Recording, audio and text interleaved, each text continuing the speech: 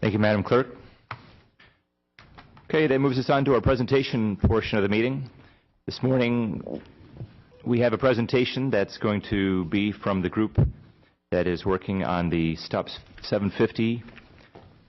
They have a presentation for us this morning, and I know the group, as well as I believe Ms. Outlaw, worked on a overall format in terms of the meeting for that. And with that, I see we have Mr. Brett McCain. Good morning, Mr. Good morning, Commissioners. For the record, my name is Brett McCain of 1813 South 29th Street. I appreciate this opportunity to provide a different perspective than y'all have been given from the plan's administrators on 750. I intend to cover four main topics this morning. One is, what is 750, including the background, relationships, and key players of the plan. The second is misrepresentations of 750. This is important because the perspective that y'all are largely given is from the plan's administrators, which is one side of this issue. And they largely present their perspective as an expert opinion. Third is what is new urbanism. This is an important topic because it's the ideology behind 750. It's also a dominant ideology of the American Planning Association and planning departments across the nation. Fourth topic is why St. Lucie County. First, what is the 750 plan? As we all know, it's a $4.25 million federal grant that was provided in 2010 to enhance regional planning. It's issued by the United States Department of Housing and Urban Development, specifically their Office of Sustainable Communities Initiatives. The Sustainable Communities Initiatives is a partnership with HUD, the EPA, and the DOT. The stated purpose of the grant is to improve access to affordable housing, create more transportation options, and lower transportation costs while protecting the environment. The plan is a 50-year duration and covers the political jurisdictions of Miami-Dade, Monroe, Broward, Palm Beach, Martin, St. Lucie, and Indian River counties. So far, Indian River County and the city of Vero Beach has opted out of this plan. There's two federal requirements of the plan. One is to deliver to HUD a housing and social equity assessment, which is a demographic breakdown of many factors across the seven-county region, including age, race, and income. The 750 proponents have made it a point in many of their workshops and summits to assure the participants that this is the only federal requirement of the plan, but that's not the case. The base of the plan is on HUD's 6 livability principles. HUD's livability principles are more transportation choices, affordable housing, economic competitiveness, support existing communities, coordinate policies and leverage investment, and value neighborhoods and communities. All of these sound good on the surface, but as we dig into more details, we find out that it's not so good, such as economic competitiveness. You'll find that when they talk about economic competitiveness, they don't talk about clearing the markets and allow people to compete freely. They talk about favoring one industry or one production process over another, and oftentimes they select underperforming production processes and try to subsidize them to provide another option, which lowers our quality of life. In 2010, the South Florida and Treasure Coast Regional Planning Councils partnered to form the Southeast Florida Regional Partnership and then requested St. Lucie County's participation in and support for the grant. The stated purpose is to place the region in the best possible situation or position to capture federal funds for critical infrastructure projects designed to improve the region's sustainability as outlined by the federal partnership. In 2010, Congress provided $150 million to replicate these similar regional planning efforts across the nation. We're not the only communities that are going through this. And the two lead consultants on the 750 plan is Victor Dover and Andres Duaney and their firms. The federal expectations of this plan is to integrate housing and transportation decisions, incorporate livability, sustainability, and social equity principles into land use and zoning. It's expected to serve as a framework for future federal grants, and it's expected to support individual jurisdiction plans that match the the regional vision and plan, and secure agreements to support the Sustainable Communities Partnership. In the Memorandum of Understanding that St. Lucie County signed on April 13, 2010, the county understands and agrees that urban redevelopment and the promotion of infill development in Southeast Florida represents an environmental, transportation, social and economic and community development strategies for restorations of the Everglades ecosystem. The county is committed to advance the goals of the Federal Sustainable Communities Initiative program and committed to following HUD's 6 livability principles. Most of that information that I've cited so far was taken from the county's Memorandum of Understanding. The second topic that I wanted to discuss was misrepresentations about the 750 plan, notably coming from the plan's administrators. The first is that the notion that 750 is voluntary. It was completely voluntary for the Commission to opt in, and it's voluntary for the Commission to opt out as well. But it wasn't voluntary for the citizens of the county, like myself and most of you on the board today, to opt into the plan. But its voluntary statement is grossly misleading. It's stated in the same sense that taxes are voluntary. You can either pay them or be punished. Scripps picked up on this pay them or be punished notion in January when they wrote an opinion declaring that they hope Indian River County will not be punished by the withholding of federal funds for a potential Indian River Lagoon project because they did not participate in 750. It's very possible that other federal funds or our tax dollars, such as the community development block grants, beach renourishments, or others, may be withheld for nonconformance and non-participation in 750. Another misrepresentation is that 750 is a local effort. To date, most of the labor has been from the 2 regional planning councils that are partnered in this agreement, with little involvement from the people of St. Lucie County. Most of the participation is conducted by the 3 largest, most densest counties, notably Miami-Dade, Broward, and Palm Beach County. As I mentioned earlier, the housing and social equity assessment is not the only federal requirement, as we've been told in these workshops and summits. The 6 livability principles are also a federal requirement, which are the very foundation of the plan. 750 attempts to downplay Mr. Andres Duane's involvement in the plan. Mr. Duane is the gentleman that presented the 750 update to the Treasure Coast Regional Planning Council on May 17, 2013.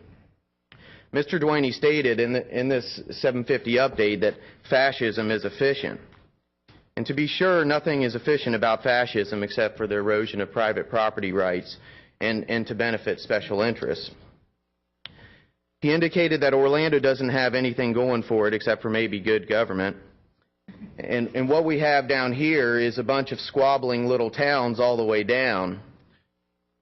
But he continued to state that we can tie them together like nothing, presumably with such a plan. The plan facilitators argue that Mr. Duane's firm is only paid $95,000. I presume this is true. According to their calculations, they equate that to 2% involvement in the plan. They continue to argue that he is not leading any effort to writing any sections of the 750 report.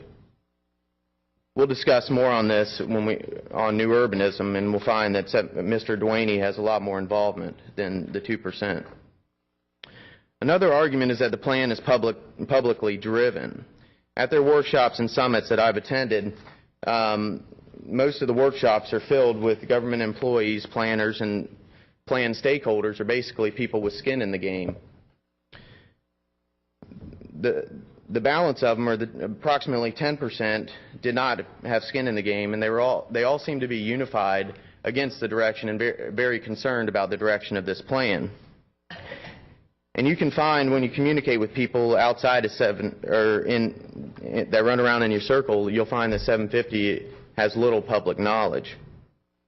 And by the plan's own numbers that they've released, less than 0.1% of the region has participated in the plan.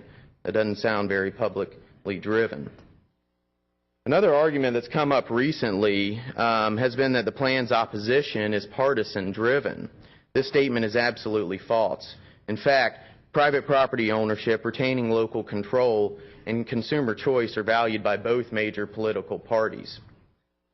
This partisan statement is a strategic move to undermine the plan's opposition. In this case, is a loosely organized group of citizens that are concerned about the impact of this plan. And when ideas have little or no support, like 750, claiming partisanship helps garner support.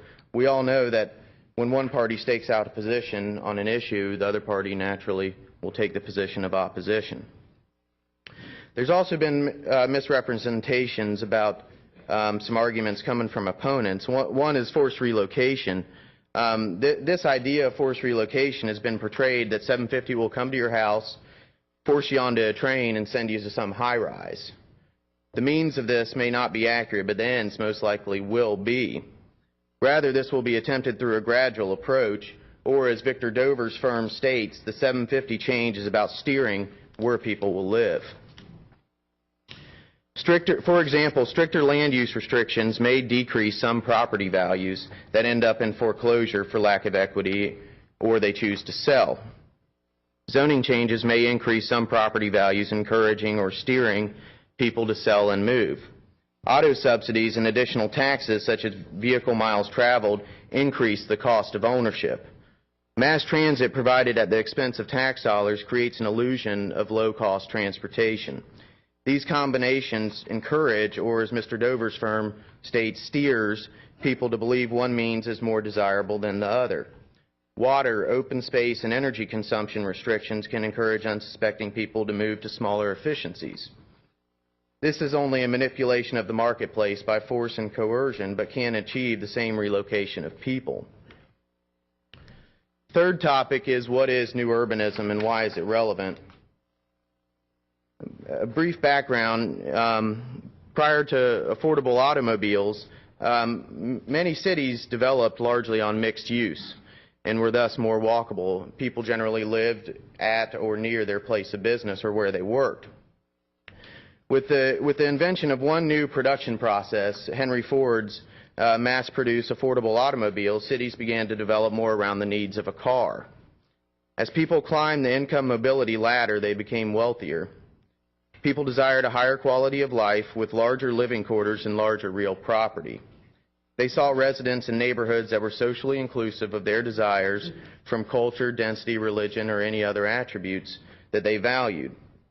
A large portion of U.S. citizens now live in suburban communities by choice. This was a result of the market process where consumers and producers engaged in a voluntary exchange that each perceived as creating more wealth to suit their desired needs. New urbanism is simply a reaction against suburban life. They've taken suburban life and labeled it as urban sprawl and argued that it damages the environment, sacrifices natural areas, creates traffic congestion, and in other ways lowers the quality of life. But that is not the case. New urbanism offers two main goals to reverse the effects of urban sprawl. One is to create higher density living areas, and two is to reduce the amount of automobile travel by relying more on mass transit and other alternative means of transportation.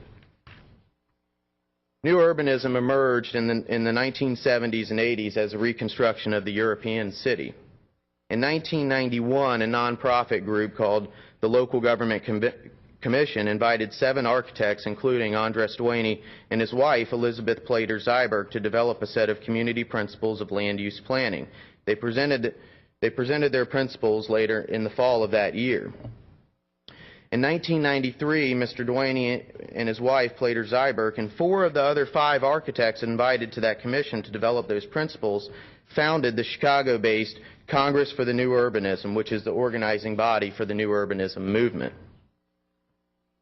According to the Congress for the New Urbanism, throughout the 1990s, Congress for the New Urbanism established a close working relationship with HUD and its then Secretary, Henry Cisneros, whom is a frequent speaker at their events. The CNU's founding charter was a source for the Sustainable Communities Partnership between HUD, the EPA, and the Department of Transportation, the very 750 funding and oversight mechanism. Miami, Florida has adopted the most ambitious new urbanist-based zoning code, which Miami, Florida has about 40% of control of the 750 region according to the population breakdowns. Seaside, Florida, you may recognize it's the home of The Truman Show with Jim Carrey, is in the panhandle of Florida, is the first real-life example of new urbanism. Seaside, Florida, however, was an 80-acre parcel that was privately owned and privately developed, which I encourage people to do, and is the reason why I'm here. It's not the same as trying to retrofit new urbanist ideas on our community by changing our zoning and land use local options. In the mid-90s, the U.S. Department of Housing and Urban Development adopted the principles of new urbanism in its multi-billion-dollar program to rebuild public housing projects nationwide. New urbanism is attempting to take a snapshot today and steer future lifestyles. If we had done that 120 years ago, we'd likely still be using horse and carriage. The new urbanism, they have posted a timeline which I found very informative. And in that timeline, they recognize Dan Carey's appointment as the executive director of the Treasure Coast Regional Planning Council as an important milestone in 1986 for their movement. The timeline also recognizes Michael Bush's appointment as an important milestone in 1995 for their movement.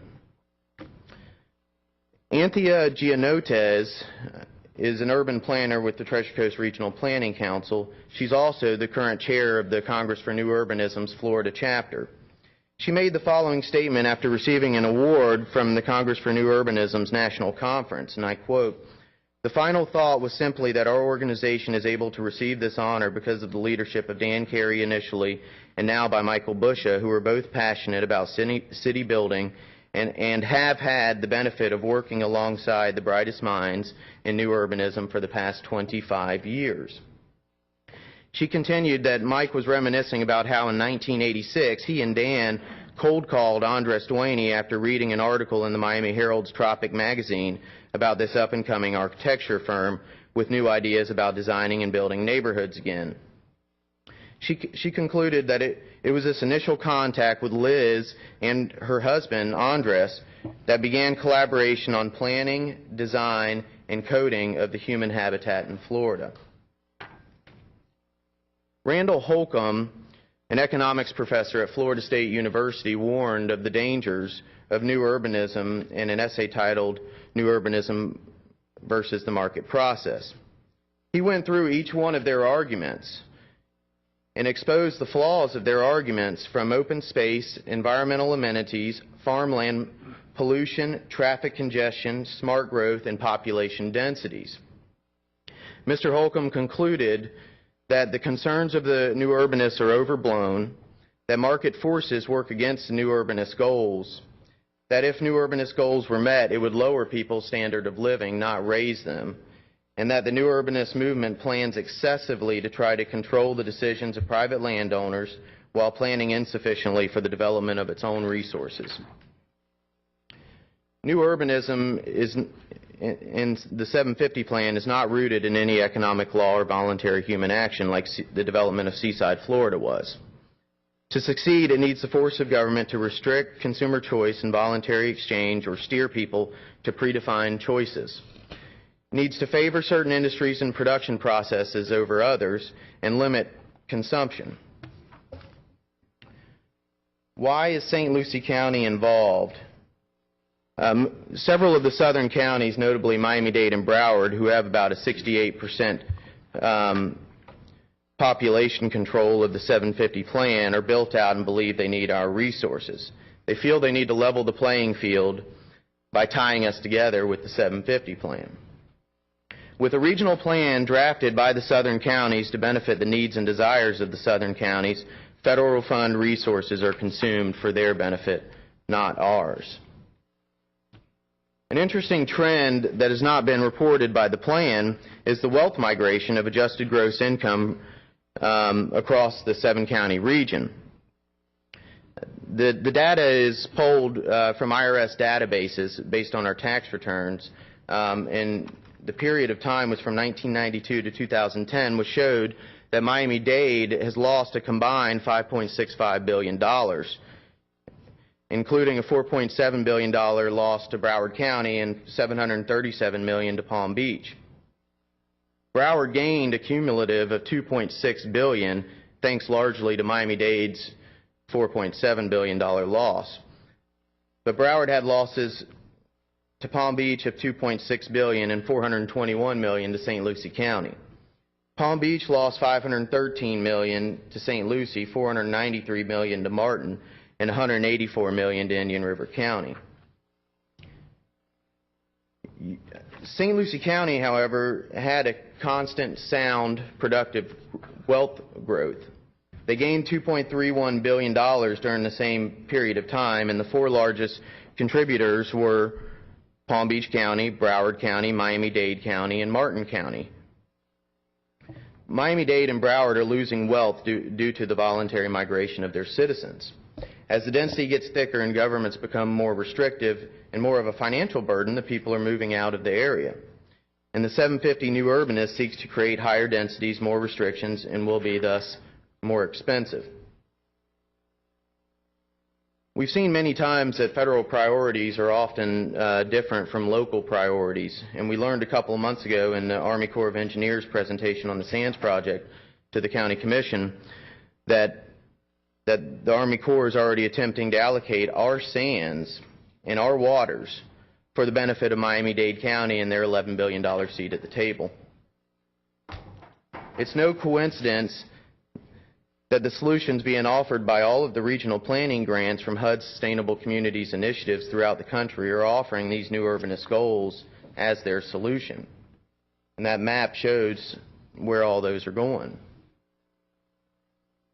In conclusion, planning agencies across the nation are dominated by the new urbanist ideology or movement. Sustainable Communities Initiative used new urbanism as the foundation for the partnership that funded and oversees 750. The 750 consultant Andres Duaney wrote the playbook for new urbanism and thus writing 750 indirectly regardless of this so-called 2% involvement illusion. Planning can be effective when it reviews large-scale development's impact on a community. This is conducted in a reactionary role when plans are derived by market opportunities and brought to the planning departments. 750 is a proactive role that limits barriers to market opportunities and voluntary human action. This restricts the ability for people to increase their quality of life based on their own needs and desires. And while the 750 new urbanist ideas may be well-intended, they have undesirable consequences for people of this county, and I'd venture to guess that they have not offered any of these perspectives to you yet. This plan will be used to direct the federal funds in the area and punish those that do not comply with the plan, or thus encouraging or steering us to conform with the ideas of the plan. And we should oppose this plan's implementation now before we experience the restrictions on and altering of our community. Thank you. Thank you, Mr. McCain. Good morning. Good morning, Madam Secretary. My name is Judy Culpepper, and I reside at 7921 Plantation Lakes Drive in Port St. Lucie, Florida. Good morning, Mr. Chairman. Good morning. Commissioners. Good morning. Good morning. And St. Lucie County members of staff. On behalf of our group, we want each one of you to know how much we do appreciate you spending time with us this morning in a more formal and hopefully more productive way. In addition to Mr. McCain's excellent expose on the foundation upon which this plan is built, for my part, we will cover the following areas and close with some recommendations for a sound solution. The main areas of concern to be covered are the differences in how the plan is presented versus what it is in reality, the role of climate change or global warming and why those are merely sales tools, and why this is a major concern, the economic claims for prosperity and why those are merely the sales tools and unrealistic, and finally how the energy section is flawed. Let me begin by saying, like you, we wish this exercise weren't necessary, but because it is my hope that you will remember that I'm a voice, a messenger, if you will, and while I know you'd like to shoot me, please don't. We love you. The plan is like the book that can't be judged by its cover, and the old saying, beauty is only skin deep. Likewise, this plan's appearance And excellent copy are just that, pretty pictures and marketing fluff with a little fear thrown in for good measure. The plan begins on the cover with 7 counties, 50 years, Southeast Florida Prosperity Plan. And we ask the questions, prosperity? How so? Which brings me to make a distinction we want to set forth from the beginning. The words often used in this plan are those from the toolboxes of wordsmiths and copywriters. Some words are used without explanation, creating a false picture in the reader's mind, while others are completely out of context and downright misleading. Prosperity means economic well-being. And while it is referred to as a desired outcome and an effect of amorphous concepts such as planning and talk of potential, there is little in the way of how this really happens or what makes prosperity. The plan just talks about prosperity, not the realistic path to it. The report generates more questions than answers. According to the plan, arts and culture are a major component of the economic section and others. On page 97, for example, this statement is made with no footnote as to its origin nor to its truth. Based on results from a recent economic study, Southeast Florida's nonprofit arts industry over the 7-county region has a $1.65 billion annual impact and provides more than 47,000 full-time jobs. What the plan doesn't reveal are the full-time wages. While the source is not cited, the one I used is, and it shows for Palm Beach County the arts create the equivalent of 3,364 full-time jobs with an average annual salary of $26,525 per year. This is just 11.2% above the national poverty level for a family of 4, and it is difficult to understand how anyone could try to make the leap from above the poverty level to prosperity. While the plan continues on about the economic virtues of the arts, those evaluating the plan just keep thinking about the starving artisan who are just scraping to get by. On the subject of economic prosperity, we do agree transportation and prosperity are linked, but we are not impressed with the supposed impacts of rail and bus transit as either economically or ecologically more attractive than today's cars, which are lower generators of pollutants. We believe if gas taxes are falling due to higher gas mileage, government has always been creative at income sources, and perhaps more toll roads could be in our future. While there may be a regional excitement about rail service, unfortunately this service is being proposed for the true Southeast region, Palm Beach, Broward, and Dade. All Saint Lucie will gain from this dalliance with rail using even more tax dollars is an extra amount of train traffic each and every day. While ridership has increased on the Tri-Rail in the southern part of the region, it too is still heavily subsidized with tax dollars.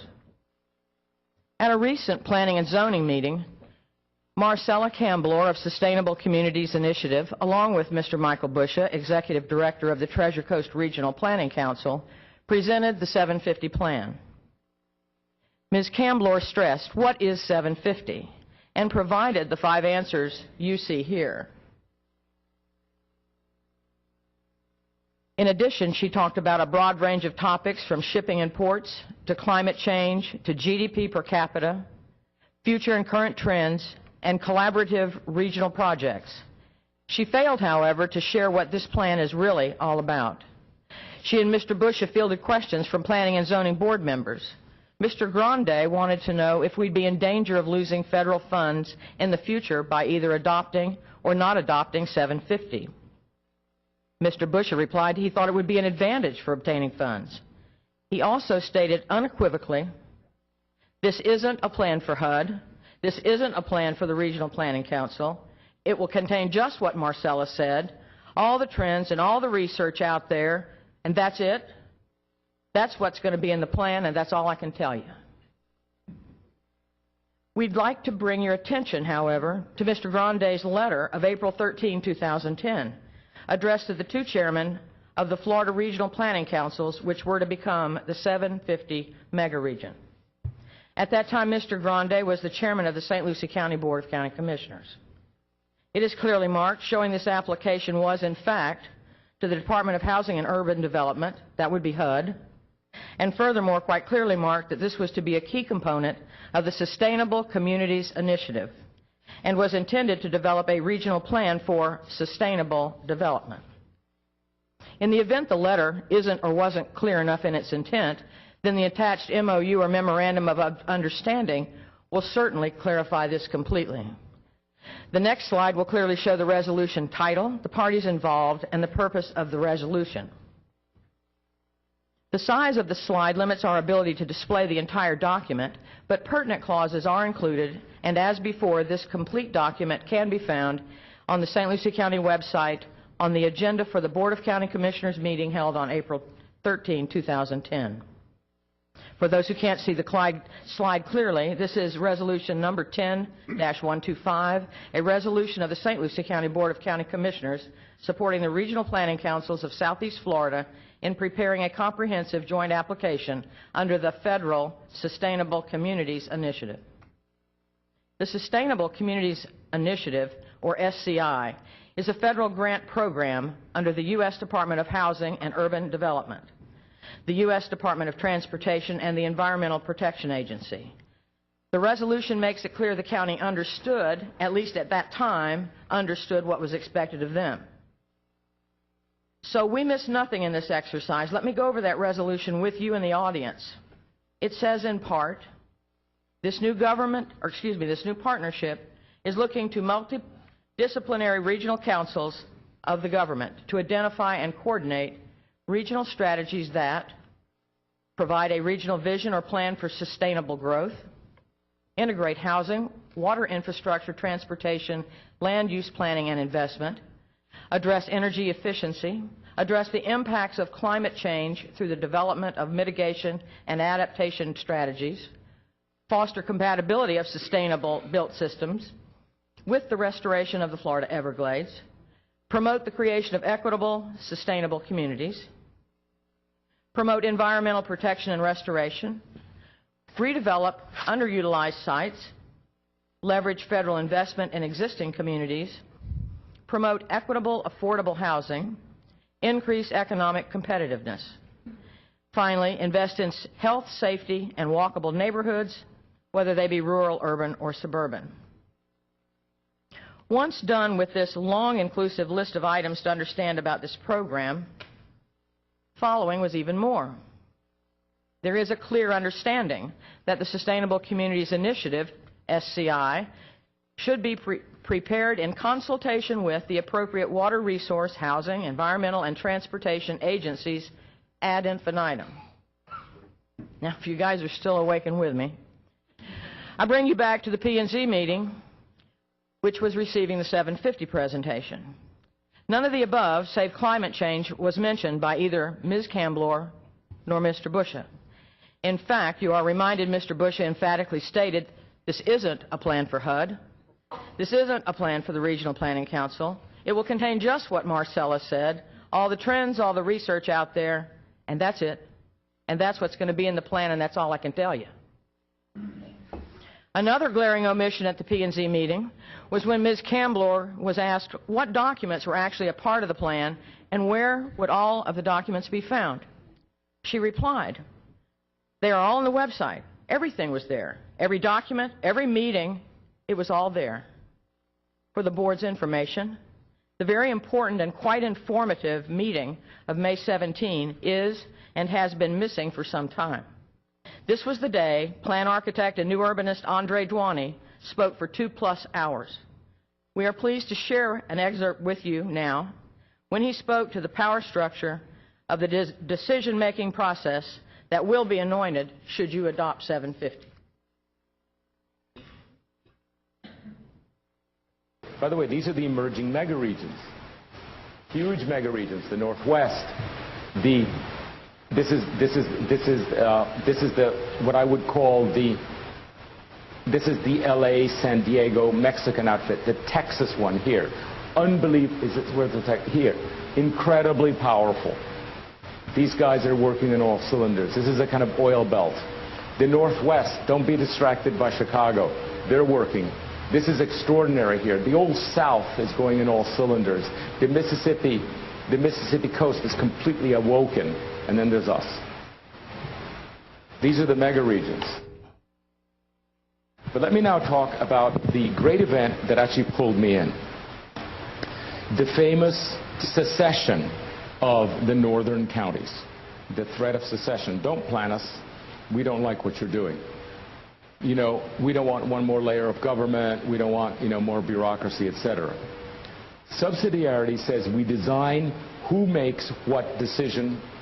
The city, the county, the Metropolitan Planning Organization, 750, and then Florida, the United States, and the United Nations.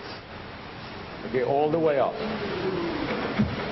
By the way, I said the Earth, and people said, say the United Nations, confront that it's the United Nations. All of you can secede all you want to Orlando, which seems friendlier, but they haven't got anything going in Orlando except possibly good government.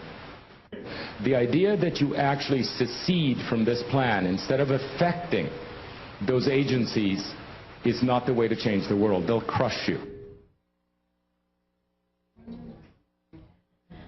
Now that we all understand that this is a Sustainable Communities initiative, we need to understand more about just what that really means.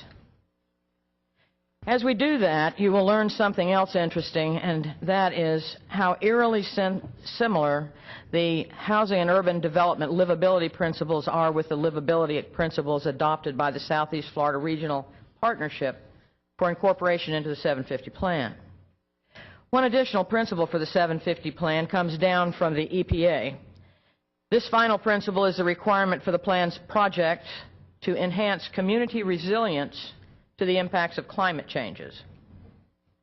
In the effort to conserve time, suffice it to say the livability principles referred to in this plan were drafted and are exactly like those in the HUD office in Washington.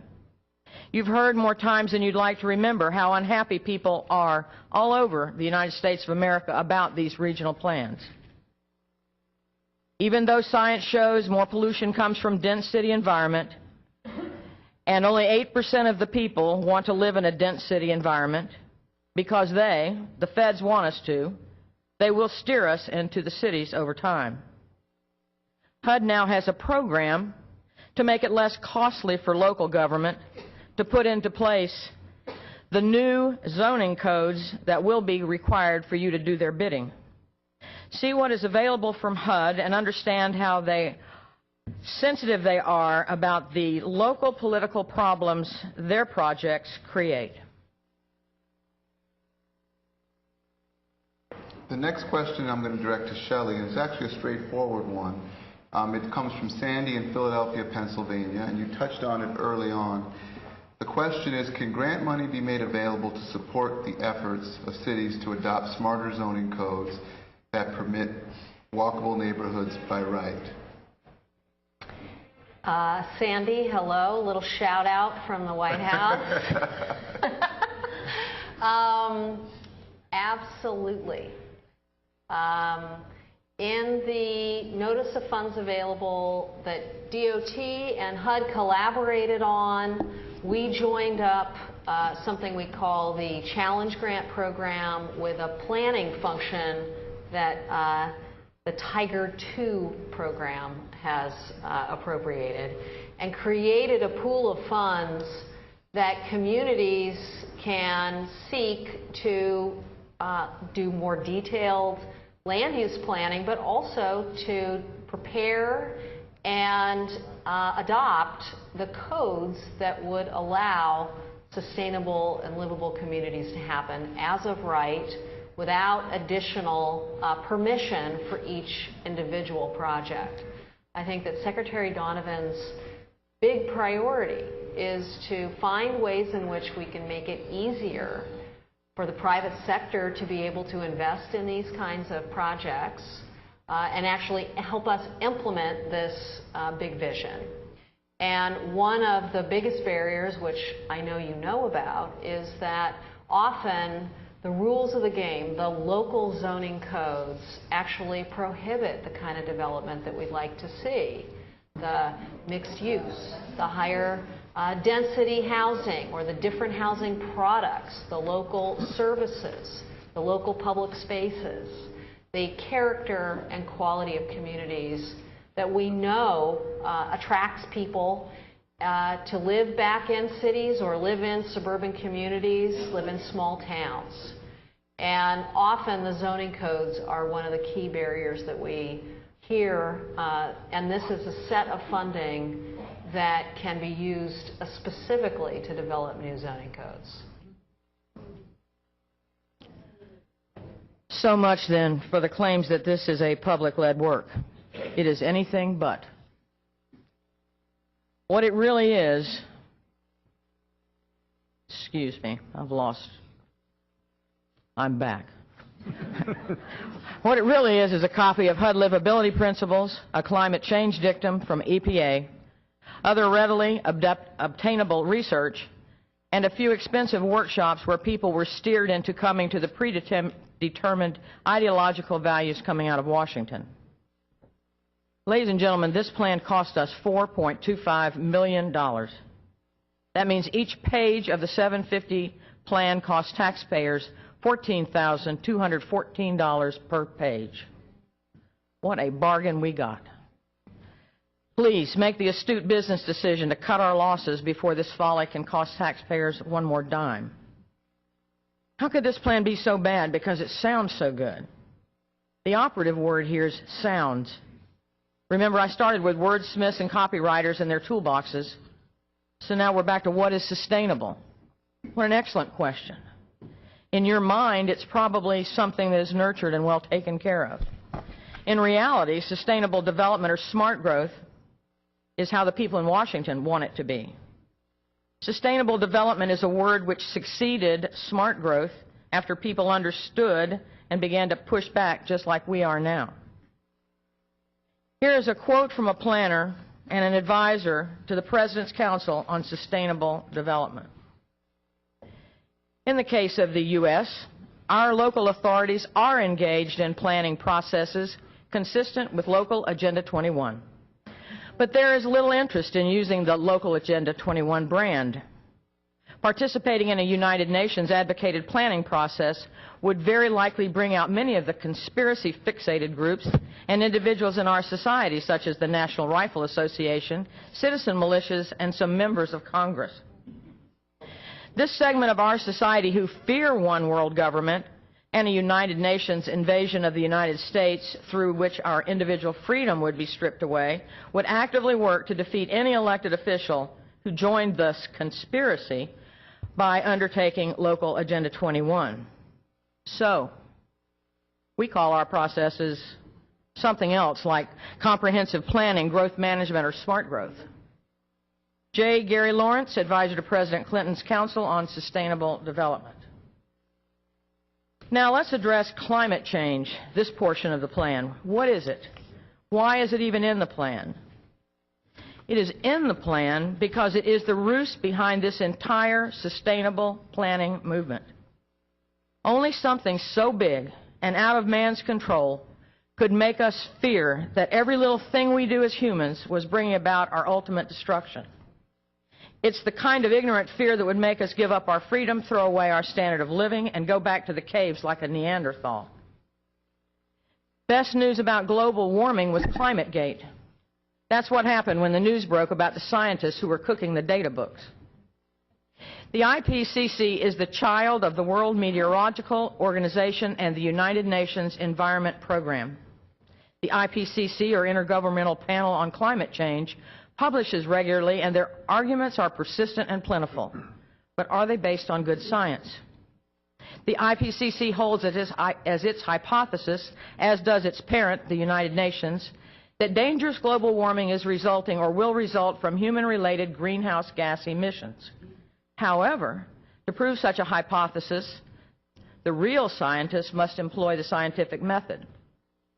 When scientists undergo an investigation, first they formulate a hypothesis which is possible to prove false, and then they test it. Additionally, there must be the null hypothesis as well, which is the most basic and simple hypothesis, and one which is consistent with known facts. The null hypothesis to the IPCC's global warming is that changes occurring in global climate indices and the physical environment are due to natural variability in the climate in general. Then to validate this null hypothesis, In this case, that climate change is within normal parameters. You must show direct as opposed to conjectured evidence of human causation of changes that might or appear to be out of the norm. If this cannot be shown, the null hypothesis stands and is assumed to be correct. On the other hand, the IPCC takes a different approach to the scientific method. It assumes the hypothesis is correct and that the only responsible the IPCC has is to collect evidence and make plausible arguments in the hypothesis' favor. Because the IPCC is a child of the United Nations and under its control, and because the United Nations has chosen to define the change of climate as a change of climate which is attributed directly or indirectly to human activity, that alters the composition of the global atmosphere and which is, in addition to natural climate variability, observed over comparable time periods. Wow. Numerous writers have documented the strong bias of its founders and principles, its determination to find a human role in climate change almost without regard to what the data show and the corrupting role that politics has played in that organization's history. The IPCC has been reduced to a political tool, and its self-claimed authority on climate is suspect and undeserved.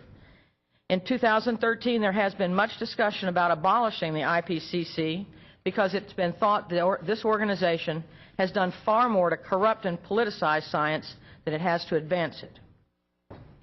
As to climate change in this plan, we are concerned that incorporating false science into this plan may have an adverse impact on our neighbors on the barrier islands and in other low-lying areas. Should banks and/or FEMA decide to adopt such information because it's a part of this plan, it could cause people to lose all or most of the value of their property, prevent them from attaining flood insurance, keep them from borrowing on their property, and cost local governments untold sums from lost ad valorem tax revenues. While this might steer or drive those folks to the cities, it certainly isn't right nor is it fair to anyone. Tax base lost on the barrier islands, for instance, will be made up by the remaining taxpayers. We see no reason to use false science to cost private property owners the value of their assets, nor to cause local governments to lose tax revenues. Likewise, we do not believe we should spend more money planning for a non-event like global warming. More evidence today points to climate changes which are just the opposite of the rising seas. Last year, as this picture illustrates, the Arctic ice grew by 60%. Now, according to the economics of this plan, and to be fair, with the exception of the arts and culture section, I can point to no economic rationale within the plan. The words prosperity and economic are used frequently just to describe one another, and at other times to reinforce the need for a good educational system. While Ms. Camblor spoke for the need of the region to have a business plan, it isn't clear there is one, or that one could actually be or should be prepared for a public entity in a free market society. Briefly, I would direct you to the slide which contains the people talking, which came from page 129 in the new plan. Those people are saying, let's cultivate and create jobs by investing in the creative industries. That's not how you create anything in the business world. The marketplace full of customer demand for services or products is what creates jobs. The notion that you can take another person's money, decide you can create jobs just because it sounds like a good idea, is just pure folly. Solyndra was made of this folly. Now, the region may have a functional role to play in coordinating governments and cutting through red tape, and that role will best be served in the southern end of the region. As to making a tenable environment for strong business, rather than attempting to interest businesses in the scenario report, how about we think creatively and do what stimulates businesses most? Reduce their taxes. Businesses' next favorite thing is reducing red tape for everyone, not just the projects you like, as the plan says. Learn to like successful businesses, the ones which produce the best jobs, whether you like that particular industry or not.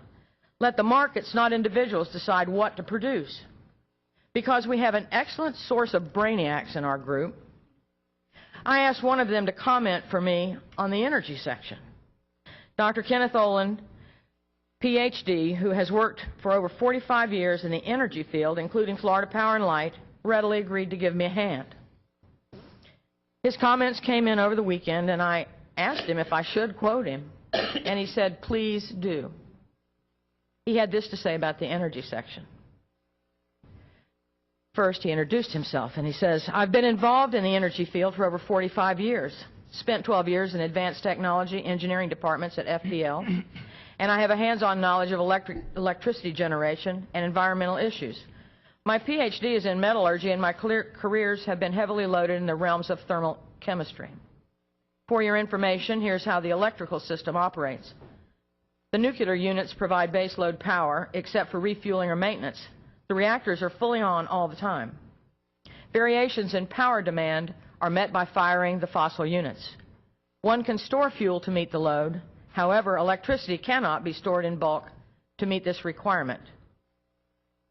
Slide number 72 will then tell you that Florida Crystal burns sugarcane plant waste, bagasse, to generate electricity and produce and process heat, not as bioethanol as the plan states. Also, most all farm equipment will not run on biodiesel, and ethanol can only be used as an expensive substitute for gasoline, up to 10% because of corrosion concerns. He says the on-site energy production was written by somebody who is completely unfamiliar with the subject. From a professionally objective vantage point, this report is a complete sham. It appears to be written with fancy illustrations to please the sponsor, HUD, and not to convey accurate information to Treasure Coast elected officials. It just cannot be taken at face value without experts in various fields making the authors justify their position. While it's been disappointing to have received critical comments like these, unfortunately, they seem to be the norm, not the exception. Several of us discussed as a group what we thought we could accept in this plan. Unfortunately, to date, we have found nothing in this plan we feel is worth the risk of St. Lucie County's exposure. We were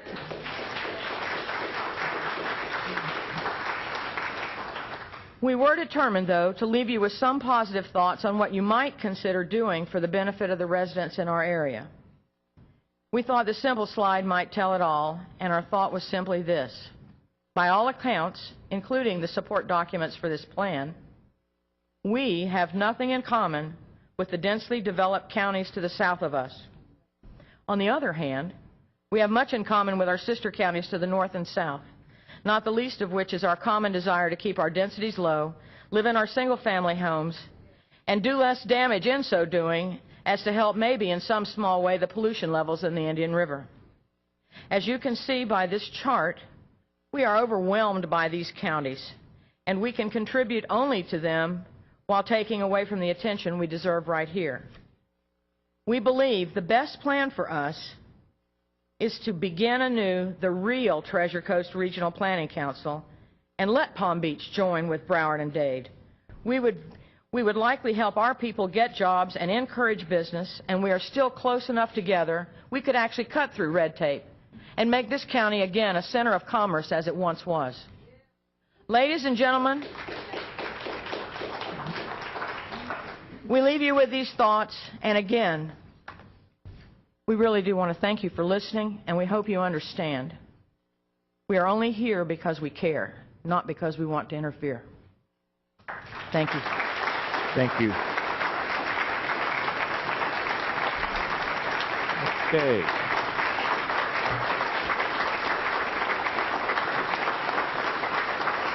All right, folks, let's come together here. Thank you. Okay, thank you for that.